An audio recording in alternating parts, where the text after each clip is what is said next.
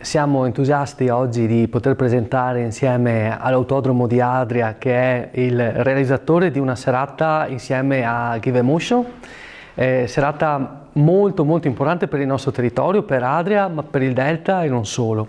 Questo è solo l'inizio di un percorso molto importante, quindi noi attendiamo fiduciosi, siamo pronti a promuovere insieme a loro perché crediamo in loro, crediamo nella possibilità di sviluppare anche ad Adria e all'interno della struttura dell'autodromo, che si presta assolutamente, degli eventi, dei concerti molto speciali e di un'importanza veramente nazionale. Avere l'opportunità di ospitare questo festival nella nostra struttura è in primis, secondo me, un modo per avvicinare tutti i giovani all'autodromo. Avere questo concilio magari città di Adria con l'autodromo di Adria. Gli artisti, Mambo, seguendo tutto il filone trap, penso sia il massimo esponente adesso come adesso. E Angemi, parlando della musica elettronica, è l'unico italiano che è passato per Tomorrowland.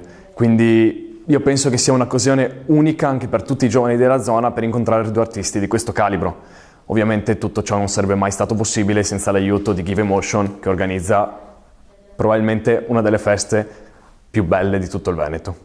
Abbiamo fatto, e ne siamo orgogliosi, questa collaborazione, e ottenuto questa collaborazione con l'ASL della provincia di Rovigo, mettere a disposizione dei bus navetta dalla provincia per portare gli ragazzi, gli adolescenti qui ad Adria, all'autodromo, in tutta sicurezza, e svolgerà poi durante la manifestazione tutta un'opera di sensibilizzazione sugli abusi e sull'uso corretto di un evento come questo, come un evento musicale.